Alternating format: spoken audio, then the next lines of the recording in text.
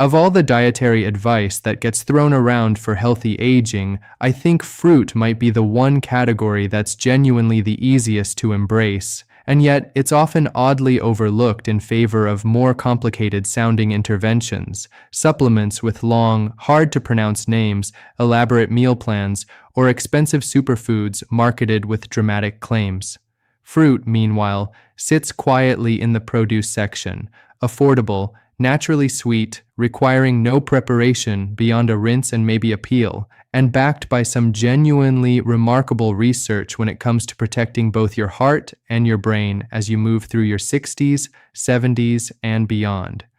Today I want to walk you through the specific fruits that the research points to most consistently, explain exactly why each one matters for these two particular organs that so many people worry about as they age, and give you some real, practical ways to work them into your daily life without it feeling like a chore or another item on an already long list of things you're supposed to be doing for your health. I also think there's something genuinely nice about the fact that this particular conversation doesn't come with a long list of warnings or caveats the way some health topics do. We're not going to spend today talking about foods to fear or avoid. We're going to talk about foods to actually look forward to, the kind you might genuinely enjoy picking out at the grocery store or farmer's market, and that happen to be doing quiet, meaningful work for two of the organs that matter most to your quality of life as the years go on. Before we get into the specific fruits themselves, I want to take a moment to explain why fruit, as a category, deserves this kind of attention for heart and brain health specifically, because understanding the underlying mechanisms will help everything that follows make a lot more sense. Fruits are naturally rich in a combination of fiber, vitamins, minerals, and a broad category of plant compounds called polyphenols, which include various antioxidants and anti-inflammatory substances. This combination matters because both heart disease and cognitive decline share some important underlying processes, including chronic low-grade inflammation and something called oxidative stress, which is essentially a kind of cellular damage caused by unstable molecules called free radicals. The antioxidant compounds found abundantly in fruit help neutralize these free radicals, while other compounds found specifically in certain fruits have been studied for their ability to support healthy blood vessel function, which matters enormously for both your heart, obviously, and your brain, since your brain depends on an extraordinarily rich network of blood vessels to deliver the oxygen and nutrients it needs to function well. Fiber, meanwhile, supports healthy cholesterol levels and blood sugar regulation, both of which, as we've discussed in earlier conversations, play a significant role in protecting against cardiovascular disease and, by extension, against the kind of vascular damage that can contribute to cognitive decline over time.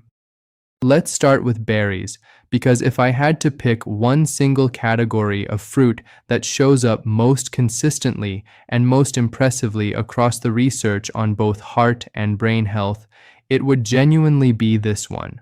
Blueberries, in particular, have been studied extensively, and the results are consistently encouraging.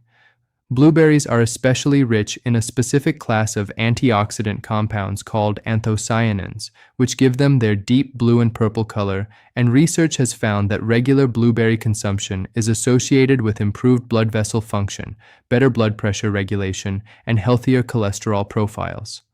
On the brain health side, several studies focused specifically on older adults have found that regular blueberry consumption is associated with improved memory performance and a slower rate of age-related cognitive decline, with some research suggesting that these benefits may be related to blueberries' ability to reduce inflammation in the brain and potentially support the growth of new connections between brain cells.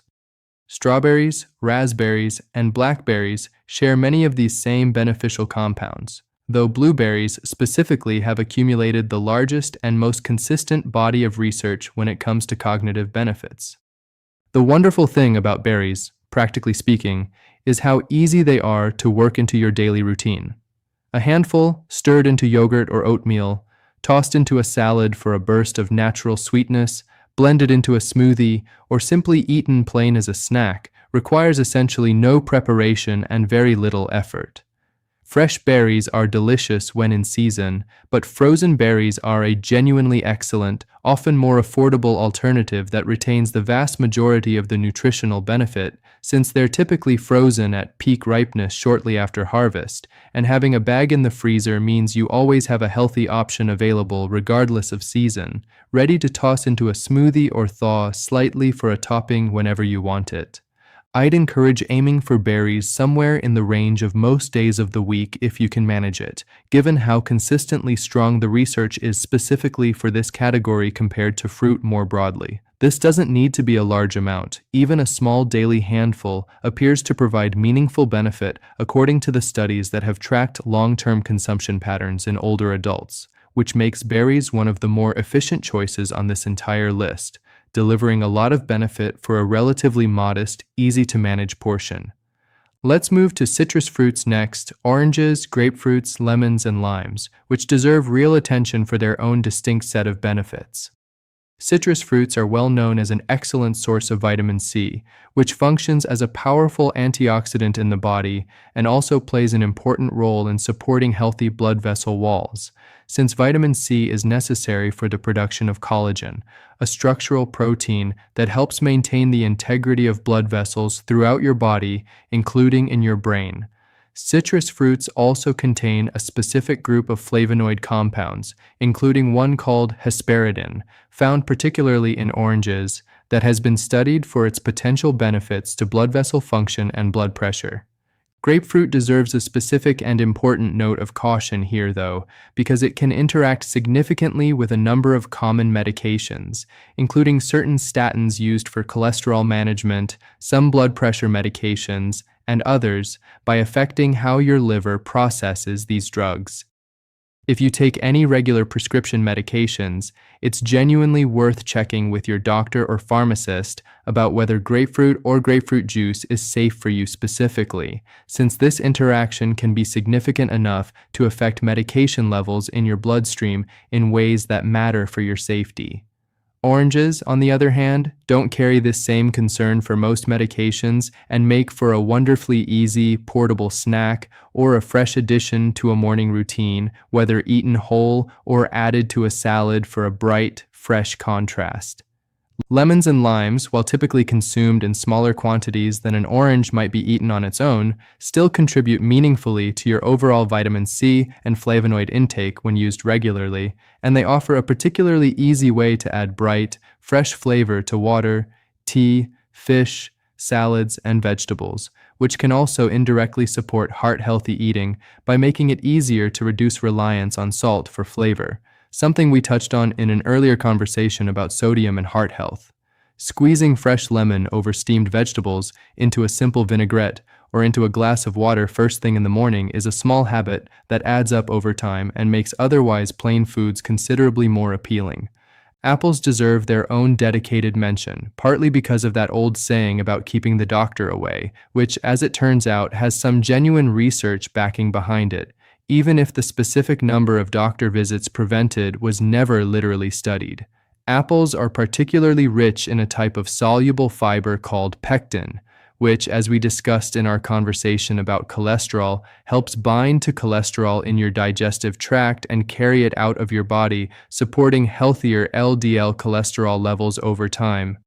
Apples also contain a flavonoid called quercetin, concentrated particularly in the skin, which has been studied for its anti-inflammatory and antioxidant properties, and some research has specifically linked quercetin intake to a reduced risk of cognitive decline, though this research is still developing compared to the more established evidence around berries. Because much of the beneficial fiber and quercetin content is concentrated in the skin, eating apples unpeeled, when the skin is comfortable for you to eat and well washed, provides more of these benefits than peeled apples do, though of course a peeled apple still offers meaningful nutritional value and is certainly preferable to skipping the fruit altogether if peeling makes it more enjoyable or accessible for you.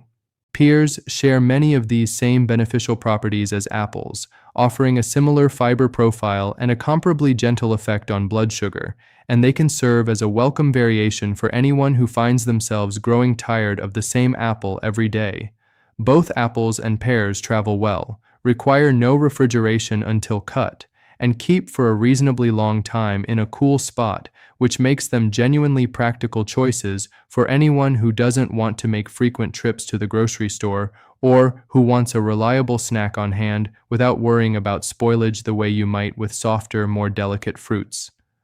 Pomegranates are a fruit that I think deserves more attention than it typically receives, perhaps because they can seem a bit intimidating or effortful to prepare compared to something like a banana or an apple that requires no work at all. Pomegranates are exceptionally rich in a specific type of polyphenol called punicalagins, along with anthocyanins, similar to those found in berries, and research has found that pomegranate consumption, including as juice, is associated with improved blood vessel function and, in some studies, modest reductions in blood pressure. Some research has also explored potential cognitive benefits, with certain studies suggesting pomegranate compounds may help reduce inflammation in the brain and support memory function, though this is an area where research is still relatively young compared to the extensive body of work on berries specifically. If preparing a whole pomegranate feels like more effort than you want to commit to regularly, many grocery stores now sell pre-packaged pomegranate arils, the individual juicy seeds, ready to eat or sprinkle over salads and yogurt, which removes the somewhat messy preparation process while still giving you the fruit itself, rather than only the juice, which tends to be lower in fiber and, depending on the brand, sometimes higher in added sugar than the whole fruit. Avocados deserve mention here again, since we touched on them in earlier conversations about breakfast and cholesterol, but I want to specifically highlight their relevance to brain health in this context, since avocados are technically a fruit, even though most people think of them more as a savory food. Avocados are notably rich in monounsaturated fat, and healthy fat intake is genuinely important for brain health specifically, since your brain is composed of a remarkably high percentage of fat, and the quality of fat in your diet influences the health of your brain cell membranes. Avocados are also particularly rich in a carotenoid called lutein, which has been studied primarily for its role in eye health but has increasingly been linked in research to cognitive function as well, with some studies finding that higher lutein levels in the body are associated with better cognitive performance in older adults. Half of an avocado, sliced onto toast, added to a salad, or mashed with a bit of lime and salt for a simple guacamole is an easy, satisfying way to work this particular fruit into your regular eating pattern. Bananas deserve a mention for a somewhat different, though equally important reason, and that's their potassium content. Bananas are one of the most well-known and accessible sources of potassium, a mineral that plays a crucial role in regulating blood pressure by helping to counterbalance the effects of sodium in your body. And as we discussed in our conversation about heart health, blood pressure management is central to protecting both your heart and your brain from the damage that chronic high blood pressure can cause over time, including the kind of small vessel damage in the brain that contributes to vascular cognitive decline. Bananas also provide a source of relatively easily digestible carbohydrate energy, along with a modest amount of fiber, making them a convenient, portable snack that requires no preparation whatsoever. Simply peel and eat, which is part of why they remain such a popular staple across so many different diets and cultures. Bananas also offer a bit of practical flexibility depending on ripeness, since slightly underripe bananas contain more resistant starch, which behaves somewhat like fiber in the digestive system and has a gentler effect on blood sugar, while fully ripe, sweeter bananas are easier to digest and often more palatable for anyone with a sensitive stomach or reduced appetite. This means there's genuinely no wrong stage of ripeness to reach for, and you can simply choose whichever suits your particular taste and digestive comfort on a given day. Grapes, and red or purple grapes in particular, deserve attention because of a specific compound called resveratrol, which has received considerable research and media attention over the years, particularly related to its presence in red wine. I want to be clear here that while resveratrol has shown some promising results in laboratory and animal studies related to blood vessel function and inflammation, the amount present in whole grapes, or even in a glass of wine, is relatively modest compared to the doses used in many research studies. And as we discussed in an earlier conversation, current research increasingly suggests that alcohol itself carries genuine risks that likely outweigh any modest benefit from resveratrol content specifically. Eating whole grapes, however, gives you the benefit of the fruit's fiber, along with modest amounts of resveratrol and other beneficial polyphenols, without the risks associated with alcohol, making grapes themselves, rather than wine, the genuinely preferable way to potentially benefit from this particular compound, alongside all the other nutritional benefits that come with eating whole fruit. Kiwi is a fruit that I think often gets overlooked simply because it's less commonly stocked or featured compared to more familiar options, but it genuinely deserves a place on this list. Kiwi is remarkably rich in vitamin C, actually containing more vitamin C per serving than an equivalent serving of orange in many cases, along with a meaningful amount of fiber and potassium. Some research has specifically explored kiwi's effects on blood pressure and blood vessel function with modest but encouraging results, and its combination of fiber, vitamin C, and potassium makes it a genuinely well-rounded choice for cardiovascular support. Kiwi can be eaten simply by cutting it in half and scooping out the flesh with a spoon, which many people find to be one of the easiest, least messy ways to enjoy it, particularly if peeling feels like more effort than it's worth for a piece of fruit you're eating as a quick snack. Interestingly, the skin of a kiwi is actually edible too, containing additional fiber and antioxidant content, and while the fuzzy texture takes some getting used to, some people genuinely prefer eating it this way once they try it, simply washing the fruit well and biting in the same way you might eat an apple, though this is entirely a matter of personal preference rather than a necessary step to gain meaningful benefit from the fruit. Watermelon and other melons deserve a mention too, particularly for their hydration content, since they're composed of a very high percentage of water, which supports healthy blood volume and circulation, something that matters for both cardiovascular function and cognitive clarity, since even mild dehydration has been shown in research to temporarily impair concentration and mental clarity. Watermelon specifically contains a compound called citrulline, which your body converts into another compound called arginine, and arginine plays a role in the production of nitric oxide, a substance that helps blood vessels relax and dilate, supporting healthy blood flow and blood pressure. Watermelon's natural sweetness and high water content also make it a particularly refreshing, satisfying option, especially in warmer months, and it can serve as a genuinely enjoyable substitute for less healthy sweet treats when you're craving something sweet and satisfying. Cantaloupe and honeydew melon offer similar hydration benefits along with their own worthwhile nutritional profiles, cantaloupe in particular being notably rich in vitamin A and vitamin C, and rotating between different melons when they're in season adds variety to your fruit intake without requiring any additional effort, since they're typically sold pre-cut in many grocery stores for anyone who finds cutting a whole melon at home to be more trouble than it's worth. Now, I want to talk about how to actually work these fruits into your daily life in a realistic, sustainable way, because knowing which fruits are beneficial matters far less than actually eating them consistently over the months and years ahead. A simple, practical target that many nutrition guidelines suggest for older adults is aiming for around 2 servings of fruit per day, where a serving might be a medium-sized whole fruit like an apple or an orange, about a cup of berries or diced fruit, or a half cup of dried fruit, though I gently note that dried fruit, while still nutritionally valuable, is considerably more concentrated in natural sugar per serving compared to fresh fruit, since much of the water content has been removed, so portion awareness matters a bit more there, and it's worth checking that any dried fruit you buy doesn't have additional sugar added during processing, which some brands do. One of the easiest ways to build a consistent fruit habit is to keep a bowl of easy-to-grab whole fruits, apples, bananas, oranges, visible on your kitchen counter, since research on eating behavior has consistently found that visibility and convenience genuinely influence what we reach for,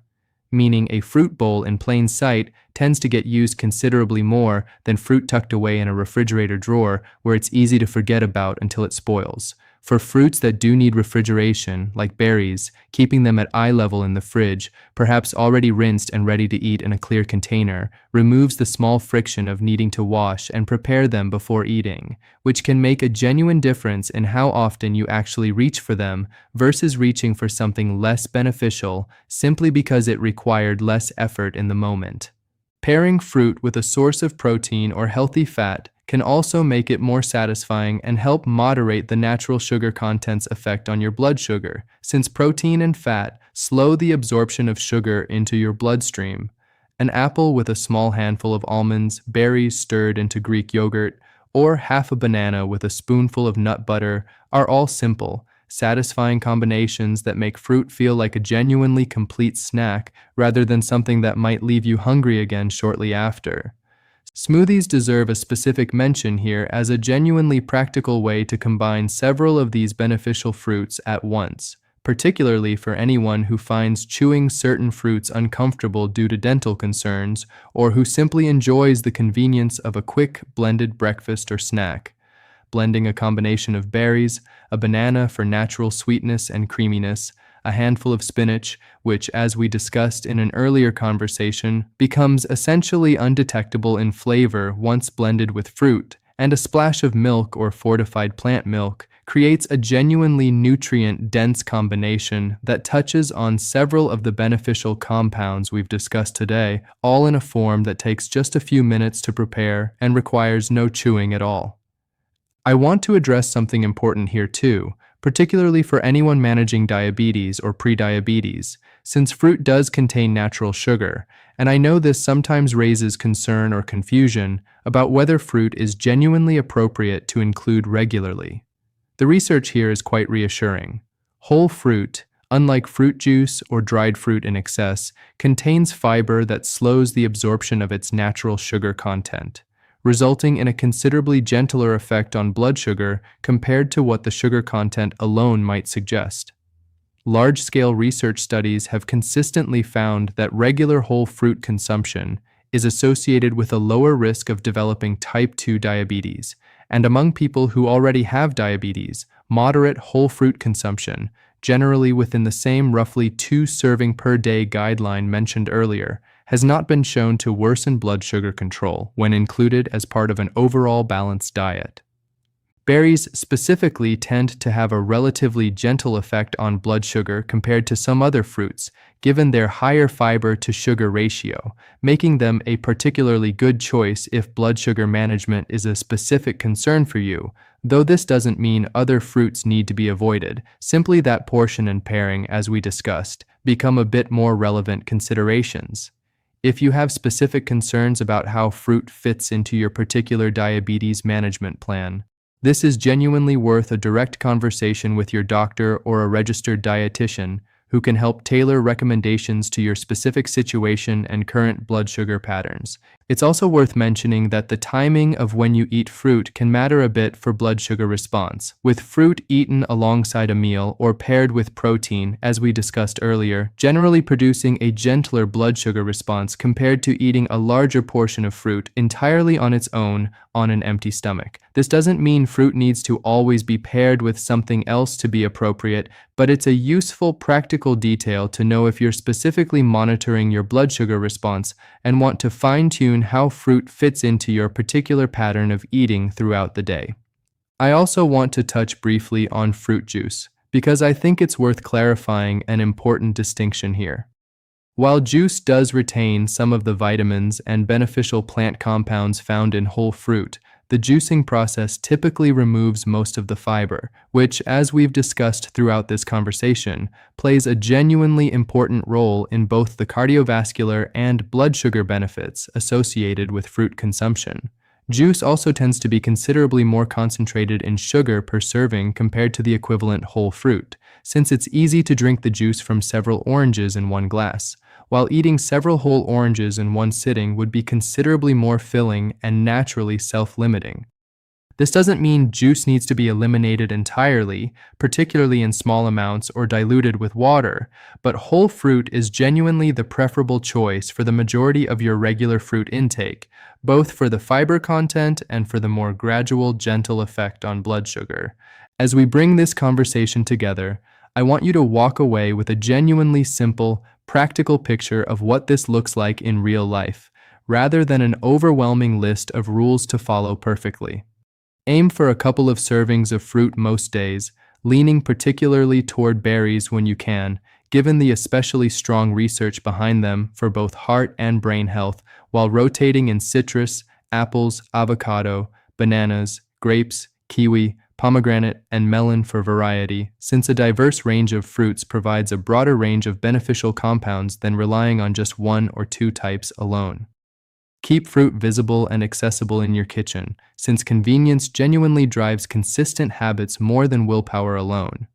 Choose whole fruit over juice for the majority of your intake, and pair fruit with a bit of protein or healthy fat when you want something more satisfying and blood sugar friendly. And genuinely enjoy this process, because unlike so many aspects of managing your health that can feel restrictive or effortful, fruit is one of the rare exceptions where the recommendation and the pleasure of eating genuinely align. There's no need to force yourself through something bland or unpleasant here. A ripe peach in summer, a crisp apple in fall, a handful of sweet berries any time of year. These are genuinely some of life's simple, easy pleasures, and the wonderful truth is that enjoying them regularly is quietly, consistently working in your favor, protecting your heart and supporting your brain, one delicious bite at a time. If you're not sure where to start, here's a genuinely simple suggestion. This week, add one new fruit to your regular shopping list. Something from today's conversation that you don't currently eat very often, whether that's finally trying pomegranate arils, picking up a bag of frozen blueberries, or simply committing to keeping a bowl of apples and bananas on your counter where you'll actually see them. Notice how it feels to have that easy, ready option available when a craving for something sweet strikes. Then, once that becomes a comfortable part of your routine, add another. This is genuinely one of the more forgiving and enjoyable health changes you can make, and there's real comfort in knowing that something this simple, this pleasurable, and this accessible is also doing meaningful, protective work for two of the organs you care most about keeping strong and healthy for many years to come.